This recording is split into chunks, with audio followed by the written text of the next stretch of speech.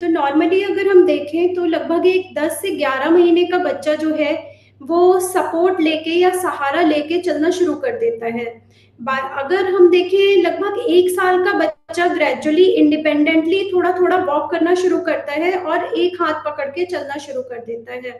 और between the age of 13 to 15 months वो independently proper walk करना नॉर्मली शुरू कर देता है, अगर वो बच्चा पूरे महीने या टर्म जेस्टेशन पे हुआ हो। कई बार अगर ये देर से चल रहे हैं बट अगर उनके डेवलपमेंटल रेंज में ये आ रहा है तो इसे नॉर्मल कंसीडर करते हैं। जैसे कि कुछ बच्चे जो हैं वो प्री मैच्योर हो जाते हैं, तो प्री मैच्योर बच्चों में हमें करेक्टेड जेस्टेशन एज लेनी होती है और डेवलपमेंटल एज कैलकुलेट करने के लिए। तो उस करेक्टेड जेस्टेशन एज के अकॉर्डिंग हमें उनका डिले या नॉर्मल पेस बोलना चाहिए कि वो डिले में लाई कर रहे हैं या फिर नॉर्मल उनका भी डेवलपमेंटल चल रहा है एज पर द जो करेक्टेड जेस्टेशन एज है उनकी। हम लोग नॉर्मली डिलेड वॉकिंग बोलते हैं जब बच्चा इंडिपेंडेंट वॉकिंग 18 महीने की उम्र तक नहीं कर रहा है। तो अगर हम उसमें देखें एनालाइज करें तो प्रॉब्लम्स मल्टीपल लेवल्स पे हो सकती हैं। जैसे कि अगर मसल के लेवल पे हम देखें तो मसल कई बार उनमें टोन कम होती है जिसको बोलते हैं शिथिलता, या टोन बढ़ी हुई होती है जिसको बोलते हैं बहुत टाइटनेस है बॉडी में। तो मसल के लेवल पे कुछ मस्कुलर डिस्ट्रॉफीज, कुछ डिजीजेस होती हैं जो होती हैं। फिर अगर हम उसको और एनालाइज करें, जॉइंट्स देखें तो जॉइंट के लेवल पे भी कुछ प्रॉब्लम्स एसोसिएटेड होती हैं बच्चों में। जैसे कि कई बार हिप जॉइंट का डिसलोकेशन होना या फिर एंकल जॉइंट पे कॉन्ट्रैक्चर्स का डेवलप हो जाना, तो ये जॉइंट के लेवल पे हो सकता है। फिर अगर हम और ऊपर बढ़े नर्व के लेवल पे देखें तो कुछ सर्टेन न्यूरोपैथीज होती हैं जिनमें ये प्रॉब्लम्स होती हैं कि बच्चा सही से वॉक नहीं कर पा रहा। या अगर हम फिर और ऊपर नर्व हमारी जाती है स्पाइनल कॉर्ड में, तो स्पाइनल कॉर्ड के लेवल पे अगर हम देखें तो कुछ माइलोपैथीज होती हैं जो स्पाइनल कॉर्ड के डिसऑर्डर्स होते हैं जिसको हम रीढ़ की हड्डी बोलते हैं। फिर इन सबको अगर हम देखें सबसे ऊपर है हमारा ब्रेन जो सबसे इंपॉर्टेंट है।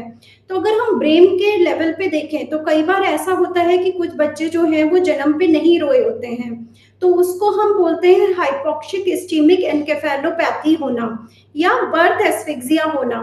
या कुछ बच्चे जो हैं वो प्री मैच्योर होते हैं, जन्म से काफी मतलब जितने टाइम पे होना चाहिए उससे बहुत पहले हो गए, या फिर उनके ब्रेन में बर्थ पे कुछ ऐसे इन्फेक्शंस हुए हैं। इन सब वजहों की वजह से धीरे धीरे करके बच्चे के ब्रेन में कुछ चेंजेस होना और सेरेब्रल पैल्सी, आपने एक टर्म सुना होगा सेरेब्रल पैल्सी होना, उसकी वजह से कई बार हाथों में भी प्रॉब्लम्स होती हैं और पैरों में भी प्रॉब्लम्स होती हैं। तो ये ढीलापन भी होता है और कसाव भी होता है जिसकी वजह से बच्चा नहीं चल पाता। या फिर और अगर हम देखें तो कुछ ब्रेन के कॉन्जेनाइटल मैलफॉर्मेशंस होते हैं जो हमें नहीं पता चल पाते। जब हम बच्चे को पूरी तरह एग्जामिन करते हैं तो हमें आइडिया लगता है कि उसको ब्रेन में भी कोई मैलफॉर्मेशन हुए, या कभी ब्रेन में कोई ब्लीड हो जाना, या कोई विजुअल प्रॉब्लम्स होना, या कोई मेटाबॉलिक डिसऑर्डर्स होना जो ब्रेन में भी अफेक्ट कर रहे हैं। तो ये सारे इश्यूज हो सकते हैं जो ब्रेन के लेवल पे हो। फिर अगर हम देखें ब्रेन के लेवल पे कुछ डेवलपमेंटल प्रॉब्लम्स भी होते हैं जिसमें मैं एक टर्म लेना चाहूंगी ऑटिज्म स्पेक्ट्रम डिसऑर्डर। तो ऑटिज्म स्पेक्ट्रम डिसऑर्डर में रहता है कि बच्चा कई बार डिलेड वॉक कर रहा है, या कुछ जेनेटिक डिसऑर्डर्स हैं जिसमें बच्चा डिलेड वॉक कर रहा है। तो इस तरह हम स्ट्रेटिफाई कर सकते हैं कि प्रॉब्लम मसल के लेवल पे है, जॉइंट के लेवल पे है, नर्व के लेवल पे है, या स्पाइनल कॉर्ड के लेवल पे है, या ब्रेन के लेवल पे है।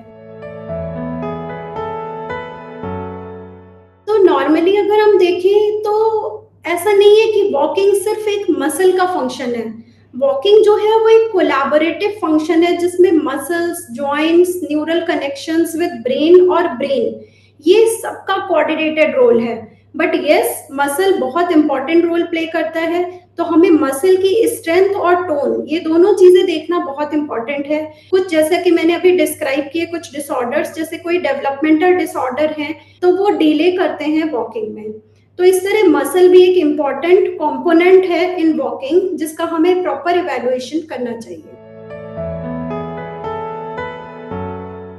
पेरेंट्स को सबसे इम्पोर्टेंट ये है जानना कि उनको वॉकर से अवॉइड करने चाहिए। वॉकर से क्या होता है कि उसमें बच्चा व्हील्स का यूज़ करके जल्दी-जल्दी चलने लगता है, भागने लगता है, बट वो अपनी मसल्स का यूज़ नहीं करता है।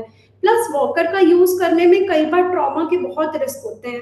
तो बजाय वॉकर के यूज़ के उनको फ्लोर पे बच्चों का प्ले करने को एनकरेज करना चाहिए कि वो फ्लोर एरिया पे प्ले करें, या फिर उनको ऐसी अपॉर्चुनिटीज देना चाहिए कि वो इधर-उधर क्रूज करें, जैसे कि लो लाइंग फर्नीचर अगर हमने डाल दिया, उसको पकड़-पकड़ के चलना या मूव करना, या पहले के टाइम में जैसे वुडन स्ट्रॉलर्स होते थे जिसको हम पीछे से पुश कर रहे होते थे, उसमें उनकी खुद की ताकत लगती थी बच्चे की, ना कि व्हील्स के थ्रू वॉक करना। या फिर अगर हम देखें हमारे पैरों की या पेरिफेरल लिम्ब्स इनको बोलते हैं, इनकी जो स्ट्रेंथ है, अगर हम बेयर फुट वॉक करें, बिना चप्पल या जूते के हम वॉक कर रहे हैं, तो ये इसकी स्ट्रेंथ को बढ़ाता है और बैलेंस को भी इम्प्रूव करता है। और अगर हम बेबी को या बच्चों को क्रॉल करने का और टमी टाइम देने का मौका देंगे, तो वो उनकी कोर स्ट्रेंथ को बढ़ाएगा। तो पेरिफेरल स्ट्रेंथ को बढ़ाना है हमें उसकी, और कोर स्ट्रेंथ को बढ़ाना है। तो इसके लिए पेरेंट्स को आइडिया होना चाहिए कि हमें क्या यूज करना है और क्या नहीं यूज करना है।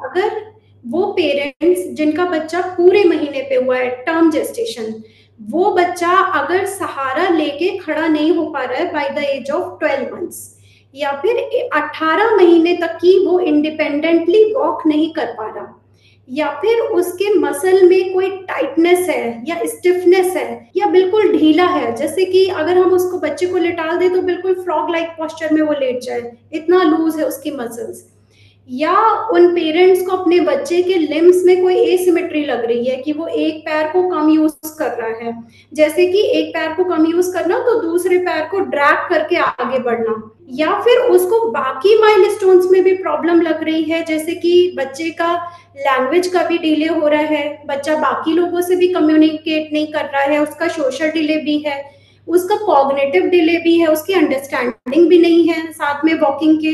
तो ये सब अगर इश्यूज हैं, रेड फ्लैग्स हैं, तो पेरेंट्स को अपने पीडियाट्रिशियन से तुरंत कंसल्ट करना चाहिए। न्यूट्रिशनल डेफिशिएंसीज भी बहुत काफी हद तक कॉमन कॉज रहती हैं डिले के। उसमें से कुछ इंपॉर्टेंट मैं कोट करूंगी, जैसे कि विटामिन डी की डेफिशिएंसी होना। अगर हम देखें विटामिन डी की डेफिशिएंसी से तो एक प्रॉब्लम होती है इन डेवलपमेंटल एज में, उसको बोलते हैं रिकेट्स, जिसमें नॉक नी हो जाता है, और इसमें भी एक कॉज रहता है डिलेड वॉकिंग का। दूसरा न्यूट्रिशनल डेफिशिएंसी देखें तो आयरन डेफिशिएंसी एनीमिया इंडिया में बहुत प्रेवलेंट है, साथ में B12 deficiency, folic acid deficiency. तो ये सब कुछ न्यूट्रिशनल डेफिशिएंसी हैं जो कि इम्पैक्ट करते हैं बच्चे की वॉकिंग में। दूसरा अगर हम देखें तो सर्टेन हार्मोन्स हैं जो भी इसमें प्रॉब्लम करते हैं, जो आपने कंडीशन सुनी होगी, जैसे कि हाइपोथायरॉयडिज्म। तो हाइपोथायरॉयडिज्म में भी मसल की स्ट्रेंथ उतनी नहीं रहती है, जिसकी वजह से डिलेड वॉकिंग होती है। या फिर अगर हम देखें कि बच्चा माल नरिश्ड है, माल नरिश्ड यानी कि कुपोषित है, अच्छे से उसका पोषण नहीं हुआ है, वो प्रोटीन एलर्जी माल न्यूट्रिशन का शिकार है, तो इन केसेस में भी कई बार वॉकिंग का डिले रहता है। तो देखिए, ट्रीटमेंट हमेशा डिपेंड करता है कि कॉज क्या है, किस वजह से ये डिले हो रहा है। तो अगर न्यूट्रिशनल कॉज है तो हमें न्यूट्रिशनल सप्लीमेंट्स को एड्रेस करना चाहिए और उनको प्रॉपर न्यूट्रिशनल एडवाइस देनी चाहिए। कई बार ऐसा होता है कि कुछ सर्जिकल कॉजेज होते हैं जिनमें करेक्टिव सर्जरीज का रिक्वायरमेंट होता है। कई बार ऑर्थोपेडिक्स एड भी चाहिए होती है, जैसे सेरेब्रल पैल्सी के बच्चे में बहुत ज्यादा कॉन्ट्रैक्चर्स डेवलप हो गए हैं, बच्चा बिल्कुल वॉक नहीं कर पा रहा, तो हमें ब्रेसेस या एक्स्ट्रा शूज का भी नीड हो जाता है। तो ये डिपेंड करता है कि पैथोलॉजी क्या है। जैसे कि अगर हम देखें कोई डेवलपमेंटल डिसऑर्डर है जैसे ऑटिज्म, उसमें टो वॉकिंग बहुत कॉमन है, उसमें सेंसरी इश्यूज होते हैं कि बच्चा जमीन पे पैर ही नहीं रख रहा है, तो उसमें सेंसरी इंटीग्रेशन थेरेपी का नीड होता है। कई बार फिजियोथेरेपी और ऑक्यूपेशनल थेरेपी का भी नीड होता है अगर न्यूरोलॉजिकल डिसऑर्डर्स हैं, जैसे कि सेरेब्रल पैल्सी के बच्चों में हमें फिजियोथेरेपी प्रोलॉन्ग करानी पड़ सकती है ताकि हम उसकी मसल स्टिफनेस या मसल लूजनेस को कंट्रोल कर सकें। तो ये डिपेंड करता है कि कॉज क्या है, न्यूरोलॉजिकल कॉज है, मस्कुलर कॉज है, जॉइंट कॉज है, एंडोक्राइनल कॉज है। तो ये एक होलिस्टिक इवैल्यूएशन हमें करके फिर उसका ट्रीटमेंट डिसाइड करना रहता है।